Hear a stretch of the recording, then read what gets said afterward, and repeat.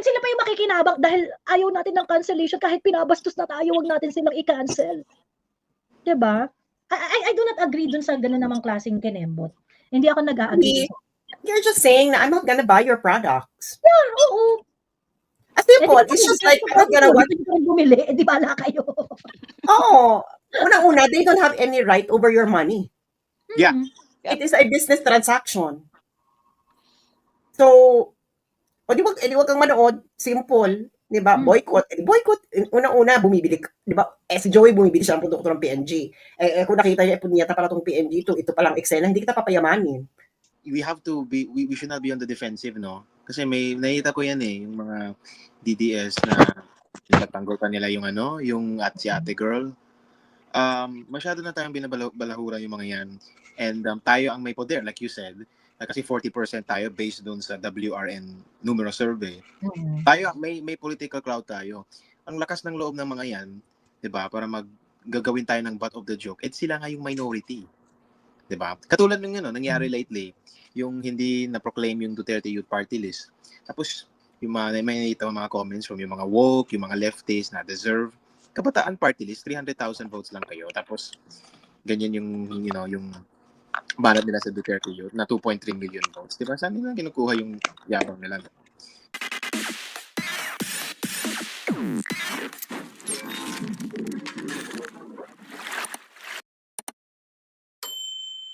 Well, yung mga Duterte supporters ngayon, especially bumoto kay Amy, they want concession, 'di ba? Hindi ito libre. Yung pagsuporta ng mga Duterte supporters kay Amy, they're really expecting revenue. ROI. ROI. Expecting return on Return of investment. Return of investment. Ayan. Sorry, revenue naman ako. Return of investment, 'di ba? Na parang dapat magkaroon ka sa amin ng silbi, 'di ba? Ayun. So 'yun. Ayan. Basta I'm happy, hindi pa inaantok si Miss Joey sa Philippines Viral. Ito na nga, medyo inaantok na nga ako. Pagsalitain na natin si Kid Wanderer. Hello, Kid Wanderer. Hello. Good morning, everyone. So ayun. Mag-react lang ako dun sa mo kayo na about nga kay Manang Amy. I would like to partly blame some of the DDS vloggers here kasi when it comes to division din kasi nakita rin natin yung wave ng galit kay Manang Amy, no. And may mga Dutertista rin talaga na talagang hesitant na iboto si Manang Amy, and that is also proven din sa mga based dun sa mga lugar na usually nagtatap siya, nananalo siya, nasa mas mataas pa sa 12th position, pero ngayon parang bumaba, no. Sana naisip din nila na kailangan din kasi ni Inday Sara ng may kakampi sa kanya. Ang problema kasi yung ibang mga vloggers parang naging sila, bukod sa naging super emotional sila, naging selfish din sila sa kung sino dapat yung dalawa pang senators na dapat iboto. So yun nga, si Gringo Honasan nga, tapos nakalimutan ko yung isa. So ayun, si Kerobin. So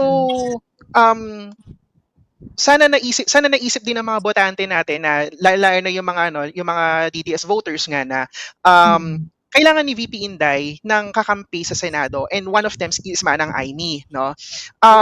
Nagkataon lang na yung outrage, yung outrage na ng mga panahon na kinikidnap si PRRD noon na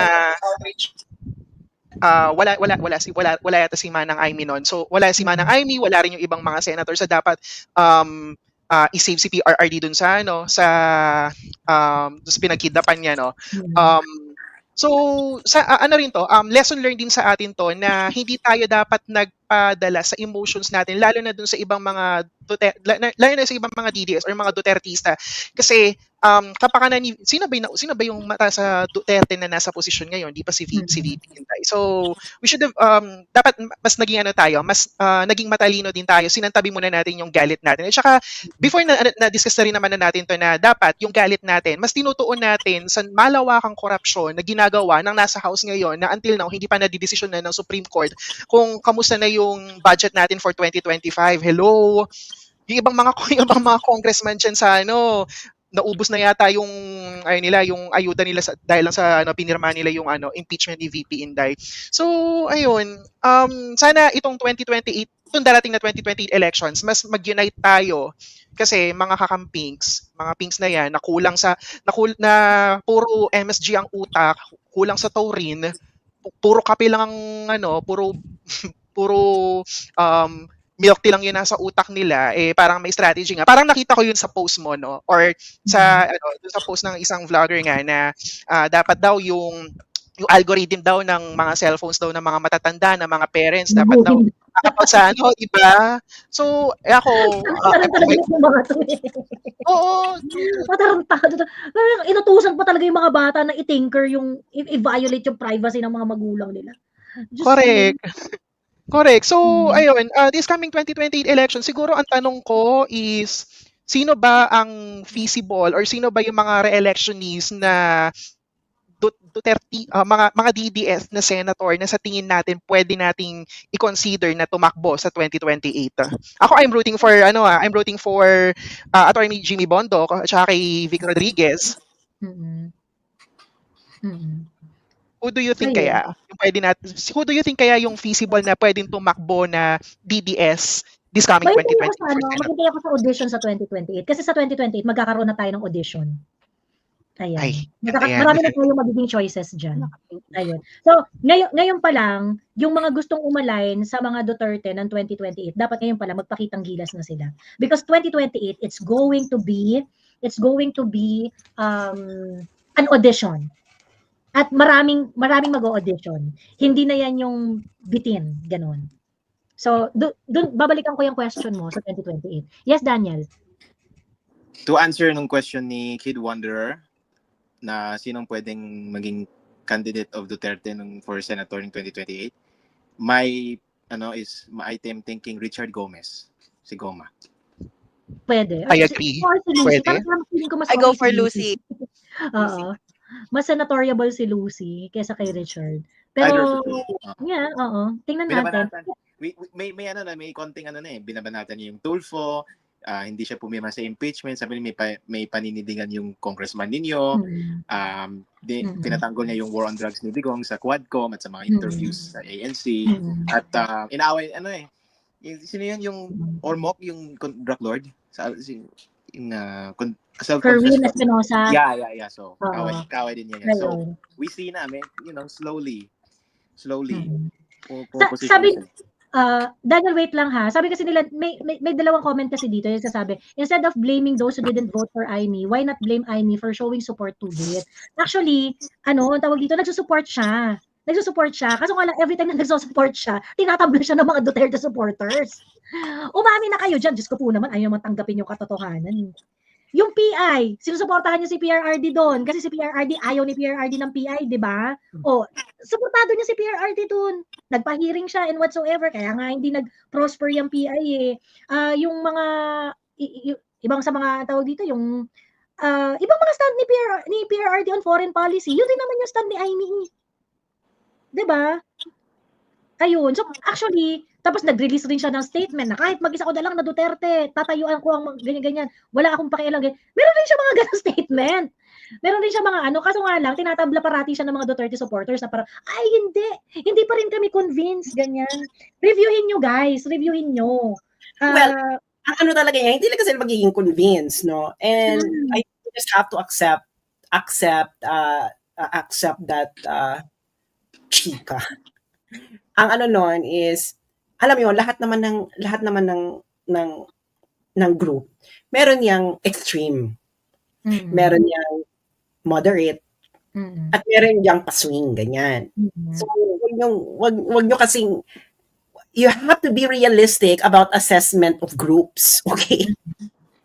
So, if you keep on talking to nandun sa extreme, you're just gonna waste your time. That is already their block. So you just have to preach.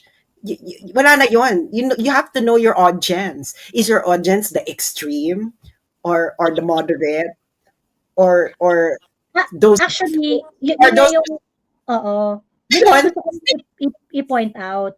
May may mga tao kasi talaga, yung sa Duterte supporters, sa Duterte supporters group, may mga tao dyan na PRRD lang. Kaya nga, PRRD lang Edma, sila. kaya nga, you just have to accept that. Kaya nga, know your audience, no? Know your marketing. Know who you are, know your audience, and talk to your audience. Ngayon, dead by, kung eko yung iba, inaano ka, dead by. You're not my audience. As simple as that. No, talaga, some people love Hindi ko kinakausap ko eh. And that's what I kept on saying, yung mga tao dyan na hindi nyo masyadong, kumbaga sinasabi ninyo na, ang tawag dito, hindi kayo boboto ng Marcos ever, hindi kayo yung kausap dito. Hindi kayo kausap dyan. Hindi kayo ang kausap. So, kaya nga, yun na, you need to know na there are people you will never convince. Okay? Especially kung ikaw ay nasa extreme side ka. Kasi limited lang yung magiging audience mo. Extremist ka, bakla ka ng taon, tapos maluloka ka na wala makikinig sa'yo. Bakla, you have to accept the reality of life. You cannot fight the flow. Okay? So ngayon, kaya nga, ako, wala akong pakialam, no? Kung ano yon. The people who are aligned with your views will naturally flock to you. Birds of the same feather flock together. Charot. So ganun lang yun. Kaya ako dead.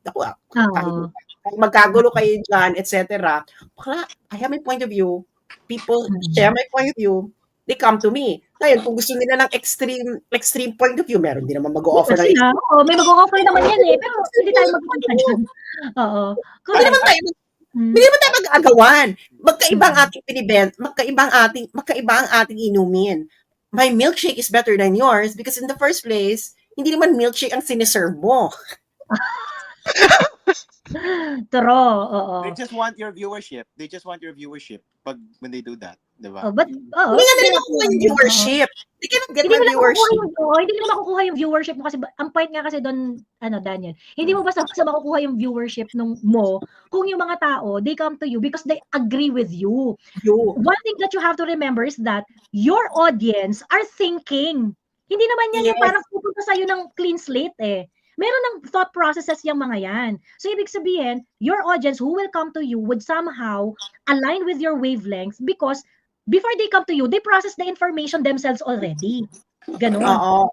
Hindi, alam mo yun, I have faith in the audience.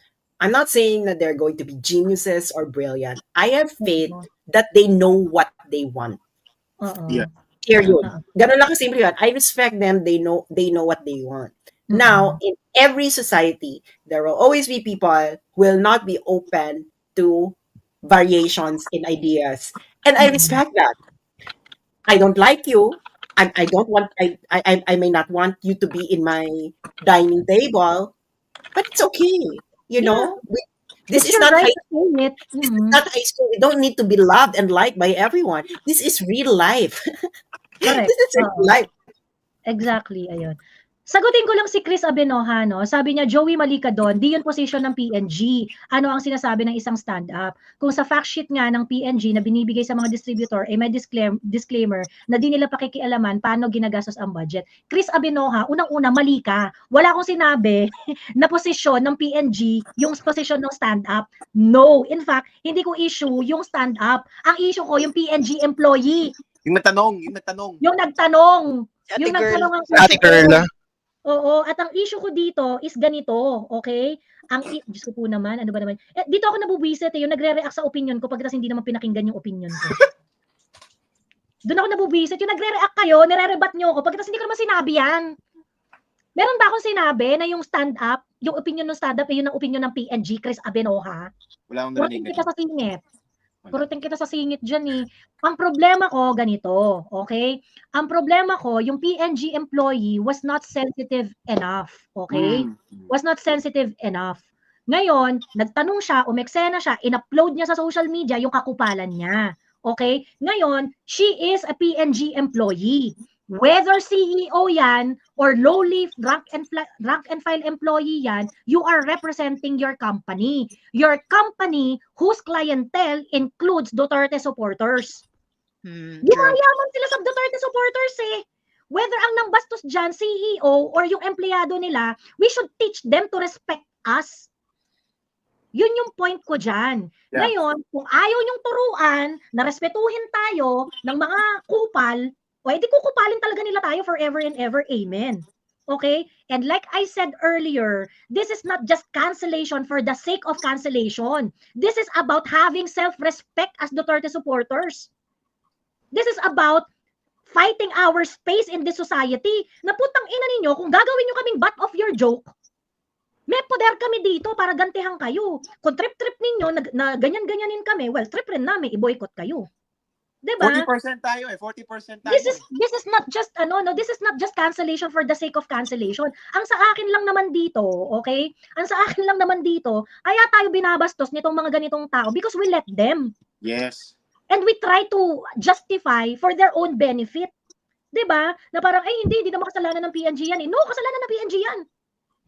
'Di ba? Kung hinahayaan ninyo na hindi safe ang space diyan sa corporate setup ninyo, na kung saan yung empleyado ninyo, ang daming Duterte supporters diyan sa PNG. Ay pagkatapos ngayon yung empleyado nila na kupal na magaganon-ganon na hindi work from home ganyan-ganyan. Kung ganyan ang gusto mo, may retaliation 'yan. Ang lagay ikaw lang yung trip. Ang lagay ikaw lang yung Correct. Ang lagay ikaw lang yung tapos exonerated si PNG. No, PNG's policy, corporate policy is to provide employee growth. 'Di ba? Isa 'yun sa mga nila eh. So, ngayon, the reason why I am not going to support the products of PNG because that is your promise to your employees. You are going to teach them to have employee growth and part ng employee growth nila to tolerate yung ganitong pangungupal? No. Ako, kaya ibo-boycott ko sila because I am teaching them. If you want to maintain the Duterte supporters as part of your clientele, matuto kayong respeto rin kami. Turuan niyo yung mga empleyado niyo na respetuhin kami. 'Di ba? Correct. I don't care kung CEO yung nagsalita or empleyado yung nagsalita. Sabi ko nga ako, hindi ko wini-wish na matanggal sa pwesto yung employee na yon. What I want is for her to be told by the upper management of PNG na, girl, next time huwag kang titira sa mga DDS. 'Di ba? Customer natin 'yan. 'Di ba? Because if the utos is coming from the upper echelon of their corporation, di yung mga pink din dyan at yung iba na hindi marunong rumispeto sa mga katulad natin na nagkukonsume rin naman ng produkto nila. Diba? May balik yan. Ganun. Kaya sabi ko, yung ganitong klaseng cancellation na merong poder. May poder tayo dito eh. Ang poder natin dito, kasama tayo sa pinagkakakitaan nitong mga to. We are part of your clientele. Nagdadala kami ng pera sa kumpanya ninyo. Diba? Ngayon, yung cancellation ng mga pinks, yun yung cancellation na walang poder. Yun yung cancellation na you just want to cancel for the sake of canceling. You just not want to give job for this person. Like for example, in my case, my contracts were canceled just because they see me as a DDS. Ano namang poder nyo dun? 'Di ba? Anong poder ninyo sa political preference ko? It should not be a consideration when you're hiring a person. 'Di ba? Yung ginawa nilang cancellation kay Beverly Salviejo na hindi nila hinahire kasi Duterte supporter, loud na Duterte supporter during that time. 'Di ba? Sinabi ni Miss Beverly Salviejo na nawalan siya ng offers, nawalan siya ng racket just because yung mga kasamahan nila sa showbiz ayaw sa Duterte support. Ano namang poder ninyo doon sa opinion ni Beverly Salviejo? Yun yung mga cancellation na ayaw natin, 'di ba? Yun yung mga cancellation na ayaw natin. Pero yung cancellation who's teaching them to give us respect. Diba? I think that is something that should be pushed. Ang problema kasi we give justification pa dito sa mga to na hindi okay lang yun. Gawin nila tayong butt of their joke. Wow, gagawin nyo kaming butt of your joke? Nagdadala kami ng pera sa kumpanya ninyo. Diba? Kasama kami sa bumibili ng produkto ninyo . You do something about your corporate policy. Ayun. Correct, correct. Ayun, react lang ako, Ate Joey. Parang ano yan, parang yung Ligo Sardines yan, nung bago mag 2022 election. Di ba grabe yung ano niyan, grabe yung may-ari ng Ligo Sardines niya na nakutsain yung mga DDS at saka si PRRD. Ano nangyari? Nag-divest tuloy yung nag-divest yung mga investors ng Ligo Sardines. So binili siya ngayon ng Century Pacific Corporation yata yon. And then hindi syempre tayo mga yung mga DDS na na parang naiilang na bumili ng Ligo Sardines din nun kasi masyadong matapobre yung approach ng may-ari ng Ligo Sardines din nun, di ba? So kung ako dito sa mga sa mga kakampings na to, kesyo empleyado kayo or CEO kayo, maging mabait kayo sa mga customers niyo kasi may iba kasi talagang masyadong matapobre, mababa yung tingin sa mga DDS. Mga DDS, yung mga consumers din naman yan. Hindi lahat ng DDS mahirap para sabihin ko sa inyo. Yung iba dyan, limpak-limpak ang pera ng mga yan, kayang-kaya kayo sampalin ng pera niyan.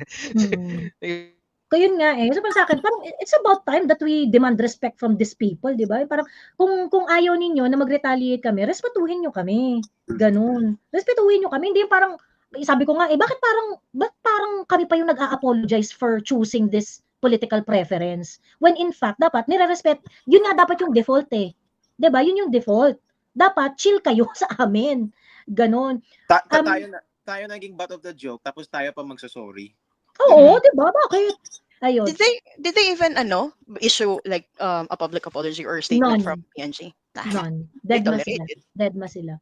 Ay, buti nga ang pangalan nito si Goldilocks. Si Goldilocks kahit papaano nag-issue ng still parang better than nothing, pero at least nag-react sila, 'di ba? Kasi kung part kami ng clientele ninyo, respetuhin nyo kami. That's basic. That's basic in doing business. By the way, sa segue lang ako, babatiin ko lang si Cheryl Golapa Suba ng happy 8th year wedding anniversary. Ni 8th year wedding anniversary ni Florent Carlo and Cheryl Golapa Suba. Happy wedding anniversary po sa inyong dalawa. Ayun. Okay. Anyway, pagsalitain na natin si Pedi Boy. Hello, Pedi Boy. Hello? Hello, yes. Yeah. So first of all, Joey, thank you for this platform na bibigyan ng boses yung mga introvert na katulad ko, and shoutout kay Sas na crush ko na before akala ko talaga straight, sorry. So thank you. Ayun, first of all, mabilis lang yung tingin ko lang nung kay Aimee na nag-endorse kay BP Sara nag-endorse kay Aimee is like win-win situation kasi pag nanalo, in-endorse ni BP Sara Pag natalo, ayaw sa'yo ng DDS parang gano'n. And then, yung mga kakampings, grabe sa social media. Sobrang grabe. Like, puro DDS bobo. Parang DDS bobo. Puro bobo ba na may meet yung DDS? Parang try niyo makinig dito sa mga matatali ng DDS kung masasabi niyo pa yan. Parang ganon. Saka, shoutout kay Madam Ellie na may sebo ang utak. Ano ginawa niya? I'm sorry? Ano ginawa ni Madam Ellie? Hindi, pareho sila ng mindset ni Pebbles. Wala na tayong magagawa doon yung mga ganyan Siyempre, pero Joey, grabe yung kakampings, grabe. Talaga ba? Parang bang pa-shoutout naman kay Kiko and Bam, educate niya naman itong mga supporter nyo. Napaka-grabe lang. Ayoko magsabi ng bobo, sobrang hard and sobrang gasgas na yung bobo Ayun, yun lang naman. Saka, ako rin yung nag-shoutout na sa mga banateros na mga feeling magagaling. So, grabe naman siya. Mga kala mo naman na magagaling na mga yan. Ayan. Hindi talaga, hindi nyo hindi naman sa magkaiba kayo ng I'm sorry? Magkaiba kasi kayo ng view, pero ibang klase sila parang, basta, hindi ayoko nang basta yung ilatag ko ano man yun. Kasi nakikinig din sa kanila. Sabi mo nga before na kung di mo paniniwalaan, huwag nyo nang pakinggan. Kaso, may mga may mga idea and details na worth pakinggan din para lang for information. Pero ewan ko, nakasubscribe ako pero hindi talagang Lalo na mga, ewan ko, para sa akin, kiss us talaga sila. Yan sila yung mga kiss us na mga vloggers na pro Duterte. So, yun lang naman. May ano kasi, kailangan nyo talagang tanggapin na merong mga Duterte supporters na PRRD lang. Merong mga ganon. Meron talagang mga ganon. So, sila mga Duterte, like, itong mga Duterteros, like, para sa akin, kiss us Kiss us si Banat Bay kay Isko. Itong sila Boss Dada, sila, pangalan ba na isang na yun? Yung isang matabari, magkakamukha sila Kiss us naman kay Banat Bay. Basta ganun, hindi sila, ewan ko. Not your cup of tea. Tapos, pag nakikinabang sila talaga, ipagtatanggol ka nila to the point na, hindi kami bayaran, ganyan. Wala namang bayaran siguro sa DDS. Pero, hanggat nakikinabang yung, ewan ko, Banadero. Sorry, hindi ko pinag-aaway, pero yun ang napapansin ko. Yun lang. Well, anyway, yun nga. It's, in short, hindi sila yung cup of tea mo. Ganun. Kung hindi mo trip, huwag mo na panoorin para hindi ka na mahal. Tama. I heard you. I hear you. So, yun nga. And thank you again, Joey, for this platform for the introverts like me. And again, Sas, crush kita. Bye-bye. Taray, ayun. Sabi ni House of Senator, sorry but the boycott concept is too liberal and leftist for me. Hindi ko gets yan. Hindi ko gets. Ba't naging too leftist and too liberal? Doesn't fly with my right-center political leaning. Actually, yung mga rightist, yung mga nagbo-boycott rin yan ng malala. Mas malala pa nga mag-boycott ang mga rightist Di ba binoycott nga nila ang Budweiser? Oo. No white. Oo. Di ba yung mga conservative rightists sa Amerika, grabe mag-boycott ng yung mga, ang tawag dito, yung mga yung mga, lahat ng mga businesses na nag-entertain ng gender ideology. Yes. Oo. Budweiser, na nasampulan nila. Nung umano si lahat nagbo-boycott, parang lahat nagbo-boycott, walang ano yan, hindi yung pag-aari ng liberal or leftist o ng right. Are you living under Iraq? Oo. Bex, lahat nagbo-boycott.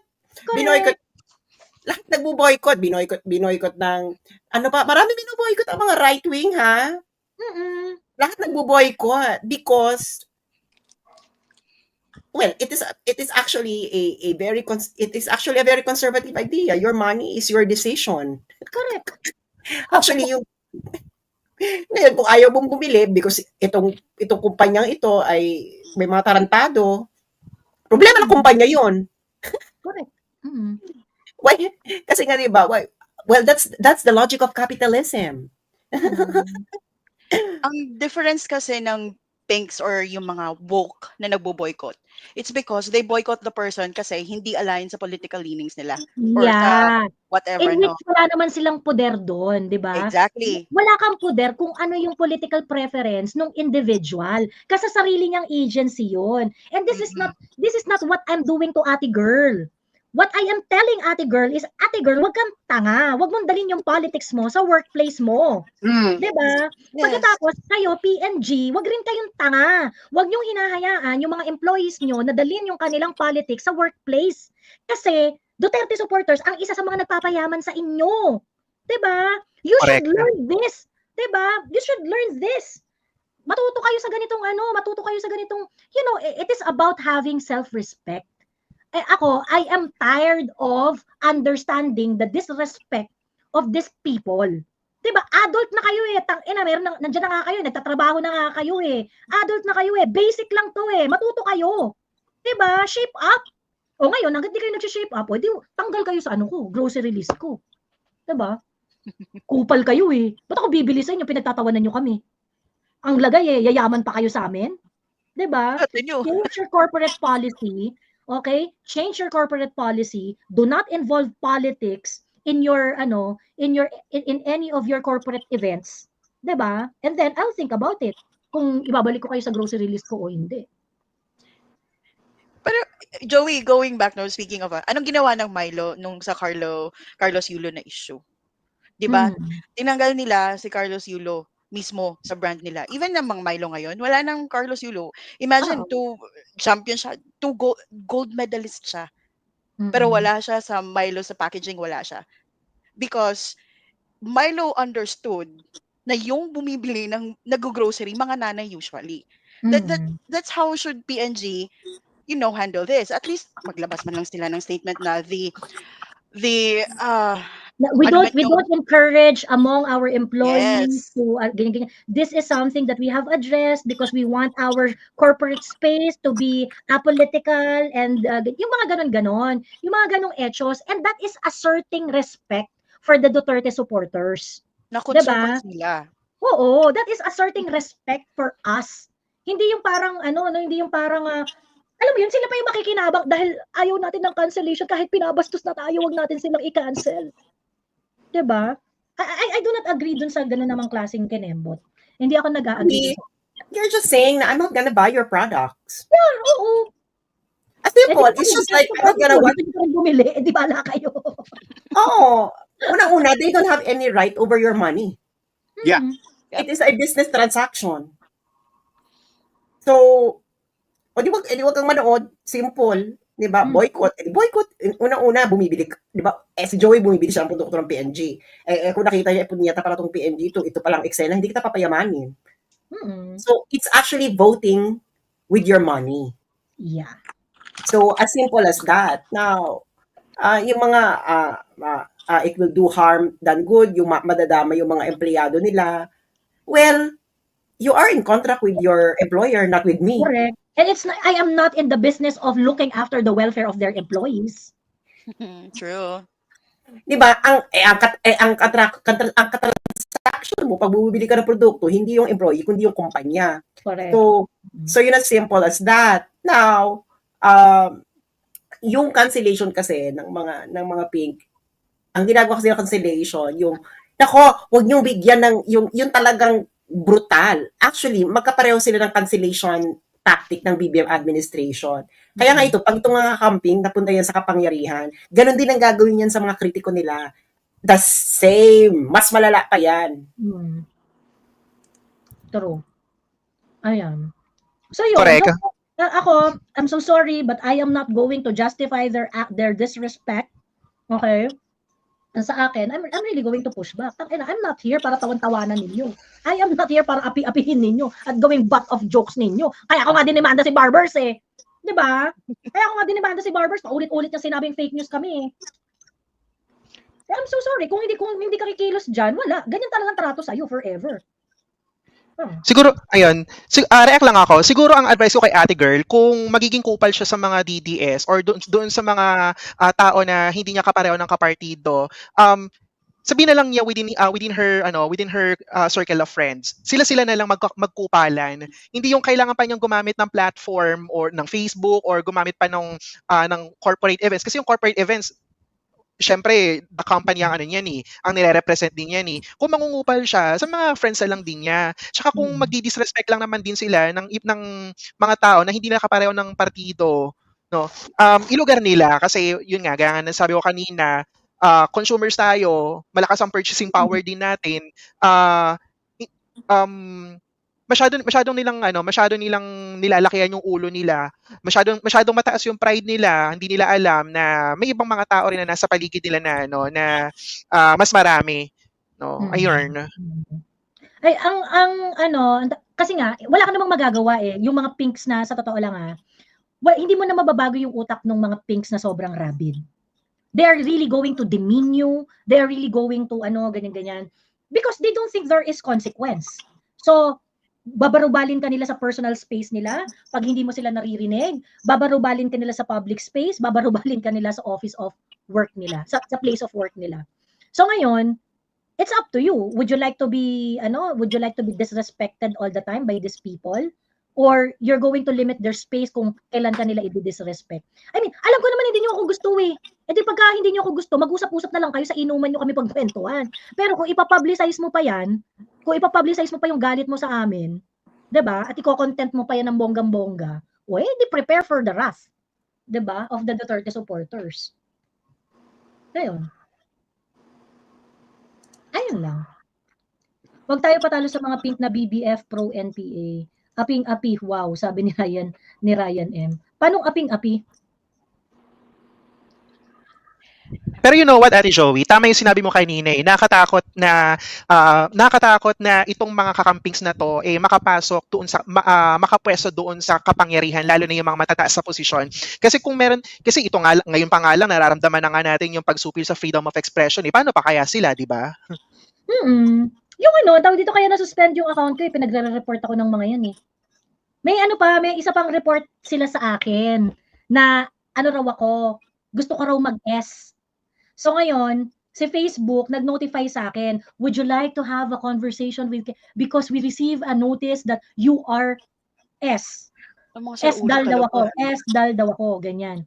So yun, ina nito mga pink na to.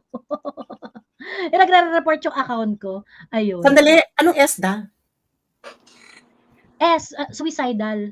Parang nireport nila yung page ko. So ang Ay, sinabi, marami akong ganyan din. di ba? Ayun. Lahat na gusto nilang i-report sa akin, meron pang nudity, lahat, girl. Girl, lahat. Terrorism. Alam mo yan, siguro lahat ng option. Community guidelines. Community. Feeling ko organized yan. Organized ang pagre-report nila. Organized ang pink sa reporting. Organize yan. Hindi lang yung organize. Nag-hire pa sila ng Bangladesh group. Yung Bangladesh group kasi expertise nila yung mga ganyan. Kaya ako, di ba may mga report, may mga nagre-report, mahilig nila ako i-report ng impersonation. Ang gagawin nila, gagawa sila ng maraming account na katulad ko, tapos yung lahat magre-report na in-impersonate ko sila. Gago, di ba? Tapos meron pa sila ngayong, hindi nalulusot yan. Dahil ilang beses na ako nagpadala sa Facebook ng identity documents ko, no? Ngayon naman, ang gusto nila, intellectual property rights. Mga puta kayo. Kung nakipag pa ako sa Facebook, sabi ko, bakit? Tapos yung Facebook, pakita nga yung post, ganyan. Paano kayo papakita? Binura nyo na. Sabi ko, ganyan. Paano ko hanapin? Binura nyo. Kasi nga nag-report talaga sila gagawa. Yan? Yan yung mga Gen Z Alpha na walang trabaho. Yung maano ulam. Maano ulam, correct. Ayun. Guys, pagsalitain natin si Maan Soreso. Hello, Miss Maan. Hi, can you hear me? Hello. Hi. Naririnig ako. Paputol-putol ka, Tita Maan. Hello. Ayan, go. Sige na po. Go na po kayo. Tita Maan, do you think Inday would have in her heart na makipag-reconcile kay BBM? Why not? Talaga? Diba? Kung nagre-reconcile sila? Kasi, oo, nararamdaman ko. Kasi remember, naalala mo, ako rin yung last mong kausap nung before yung election kung si Amy ay mako-consider. I said yes, di ba? Sabi ko makakasama siya dun sa PDP laban sa si Amy. Mare-reconsider. I said yes. At nangyari, di ba? The last minute, si Amy sinama niya. Kasi alam ko, si Amy matalino yan. Mas matalino yan kay Marcos. At sabi nga ng father ko, who is also 80 years old, believe siya kay Amy. Mas matalino si Amy kay Bongbong. So may utak yan. Kaya alam ni Sara, magagamit niya rin si Amy. Kahit Bella, alam niya may utak si Amy kaysa kay Bongbong. Kaya may reconciliation yan balang araw because din kay Amy. Pero, ako nga, lagi din ako nagpo-post na sasabihan din ako ng bobo-bobo sa Facebook na yan. Lagi kasi ako nagtatanggol. Noong pa, ever since, tulad ni Sas. Hi Sas, idol kita since nung panahon pa nyo ni Thinking Pinoy. Kasi tagan San Rafael Bulacan ako, tagan San Rafael City, Thinking Pinoy. Kaya lang nag-iba yata siya ng landas. Anyway, magkakaroon pa rin. Kaya lang sabi ko gano'n sa nakikipagtalo ko sa Facebook. At gusto nilang gorgorin din yung Facebook ko pero naka-block profile na ako. Ibalik lang nila si PAF, PPRD at mapapatawad talaga nila si PBBM. Kaya kahit ganyan magsalita si Sara, parang ayaw niya magpatawad. Oo. Ako feeling ko hindi, Tita Ma. Hindi talaga. Hindi, sa totoo lang. Sasabihin ko lang sa inyo yung totoo ha. Actually, yung nag-broken heart talaga. Sorry, go. Kaya, kasi sa totoo lang, balik tayo sa 2022. Actually, yung unit team talaga, yung 32 million na bumoto sa unit team talagang dalawa yan. Kaya nung naghiwalay yan, ang dami ring na broken heart. Tingnan mo si Chavit Singson, na broken heart yung mga yan. Maraming na broken heart nung naghiwalay yan. At nung una nga, ayoko pang maniwala nung naghiwalay na sila kasi pinagtatanggol ko pa yung isa. si PBBM. Actually, nandito nga pala ako sa Kuwait, ha. Kaya meron ako dito mga na nagtatalo kami. Kasi nga nun, kumakampi pa ako kay PBBM. Kaya lang nitong huli, iba na nga yung landas na tinatak niya. So, nag-stand na rin ako kay BP Sara. Pero sa totoo lang, ang talagang na broken heart talaga, yung nasirang unit team. Kaya nag-wish pa rin yung ibang unit team na magkaayos hanggat maaari kung kaya pa. Kahit nasaktan tayo, nasaktan lang lahat, naiyak nung pagkaalis ni FPRRD, umaasa pa rin. Para yung mga nagkaroon ng boyfriend, ng girlfriend na baka magkabalikan pa, ganun. Pero syempre, pag talagang sagad na talagang hindi na pwede, edi divorce, di ba? Okay na, hanggang doon. At least, trinay hard mo, di ba? At saka magkakaroon pa ng advantage dyan si BP Sara na dagdag din yan sa 2028 na hindi pala siya ganun ka-harsh. Yung pusong mamundim pala, yung pagiging Iron Lady ni BP Sara. Diba?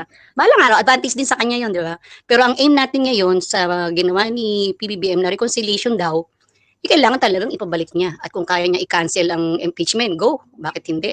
Pag nagawa niya yung dalawang bagay na yon, baka makuha niya pa yung loob nung na-heartbroken na unit team. Actually, ako yung isa doon sa na-heartbroken na unit team. Yun lang po, Ma'am Joy. Taga Bulacan din po ako. Ay, taga Bulacan rin pala si Mama. Pero alam mo, Miss Maan, alam mo, Tita Maan, feeling ko, kahit merong IME factor, hindi yun makukonvince si Inday to change heart. Parang feeling ko, hindi si IME ang magpapabago sa isip ni Inday kung magpapatawad siya o hindi. Kung magpapareconcile siya o hindi. Ganun. Kasi kumbaga sa part ni Inday, wala namang atraso sa kanya si Aimee Kasi hanggang magkaibigan pa rin sila eh. Ang may atraso talaga sa kanyang malala, itong si Bongbong Marcos, si Lisa, at saka si Martin. Dahil yun rin naman talaga yung binabanggit ni Inday. So, I don't think na kahit magtulay si Aimee, ang role ni Aimee dyan is to caution the brother. Kumbaga yung wrath ni Inday kay Bongbong Marcos, ika-caution ni Aimee. I'm pretty sure ganun yung magiging role ni Aimee dyan sa kapatid niya. But syempre, si Aimee hindi niya poprotektahan si Lisa at saka si Martin. Talagang tamaan kayo kung tamaan kayo. Ayun, pero I don't think makukonvince ni Sen Aimee si Inday na mag-reconcile sa kapatid niya. Ayun. Anyway, ito yun. Ang ibig sabihin ng reconcile ni Pipi Sara, ang ibig sabihin, pwede naman yung reconcile pero hindi na babalik yung dati. Alam mo na yun? Alam mo yung ganun? Yung civil lang. Yung human pagiging siya, di ba? Professional siya. Iba na naman talaga eh. Di ba, remember si BP Sara dumalaw kay BP Lenny, di ba? Alam naman natin yun. Kasi yung ganung stage, may reconciliation pero hindi na babalik ang dati. Hindi na babalik. Never nang babalik. Kahit naman sino di ba, nasaktan. Ayaw mo na. Pero, posible yan yung civility. Kasi madali lang naman gawin yan eh. Oo. Level lang. For the sake lang ng, parang mais lang naman yung pressure. Pero parang yung iniisip natin na sagad-sagad yung galit. Hindi naman siguro ganun yung, tayo bilang isang tao, di ba? Hindi naman tayo ganung klaseng tao na to the max hanggang paglibing yung pagkagalit. I know makikipag-reconcile pero hindi na babalik yung dati. At saka ban na talaga yan si Romualdez at si Lisa. Hindi na yan kasama sa eksena ng buhay sa journey ni BP Sara sa 2020. Ayun. Well, anyway, yung civility naman kasi hindi naman yung reconciliation eh. Parang lang, chill lang tayo pero professional lang, oo, ganun. Yes. Pero tama. Tingin ko imposible na I don't think even I take into consideration the friendship of Inday and Sen Aimee. I don't think na magpapatawad si Inday ng ganun-ganun lang matapos ang lahat. Tama naman, tama. Sakali man it takes time, syempre. Si Misas, idol ko siya. Sorry, go ahead. Si Misas, idol ko rin siya. Gustong-gusto ko yung talino niya, yung intellectual knowledge niya. Ayan. Well, anyway, ayan. At ito, magko-close na tayo. Magsasara na ako ng tindahan, guys, ha? Kasi alas 3 na. Teka, ikaw muna, Daniel. Meron ka bang closing remark? Wala naman. Agree ako sa iyo na we should not be on the defensive, no? Kasi nakita ko yan eh, yung mga DDS na nagtanggol pa nila yung si ate girl. Masyado na tayong binabalahura yung mga yan. And tayo ang may poder, like you said, kasi 40% tayo based doon sa WRN numero survey. Tayo, may political crowd tayo. Ang lakas ng loob ng mga yan, 'di ba? Para gagawin tayo ng butt of the joke. Sila nga yung minority. 'Di ba? Katulad ng nangyari lately, yung hindi na-proclaim yung Duterte Youth Party List. Tapos yung may nakita mga comments from yung mga woke, yung mga leftists na deserve Kabataan Party List, 300,000 votes lang kayo. Tapos ganyan yung yung banat nila sa Duterte Youth na 2.3 million votes. 'Di ba? Saan nila kinukuha yung yabang nila? Yun lang, I think we should not be averse to fight back. I don't think cancellation yun eh. We are fighting back eh. Kasi tayong binabastos dito. And like you said, we are their customer, Yung mayaman sila sa pera natin, di ba? And yung cancellation ng mga pink, petty. Petty sila. Petty, they are the petty minority. Tayo, we are the assertive majority and we have a voice. Yun lang. Ayun. At saka yung ang tawag dito, ako nga sabi ko nga I am not even asking for the termination of the girl. Yeah. I am not even asking for that. 'Di ba? Ang sa akin, ayusin ninyo. Yung wag niyong inaalaw yung mga ganyan sa workspace ninyo, 'di ba? Ayun. So, ako nga sa akin parang I am not even targeting the girl alone eh. Kaya nga sa akin, responsibility to ng PNG eh. Kasi workspace nila yan eh. Corporation nila yan eh. 'Di ba? Ayun. So anyway, ayun. Sas, meron ka gusto mag-closing before si Sas? Ayan. Mag-closing remarks ka na, Sas. Ano ba yan? Sino ba yung nag-echo? Ayan, anyway, ang masasabi ko lang is, abangan na lang natin ang mga susunod na kabanata. Abangan na lang natin ang mga susunod na exciting na kabanata. Oo, gano'n lang naman yan. Bye! Ayan. Siya, paalam na sa inyong lahat. Kid Wanderer, Manang Mio, Tita Maan, Cerezo, Daniel, bye-bye and see you next time.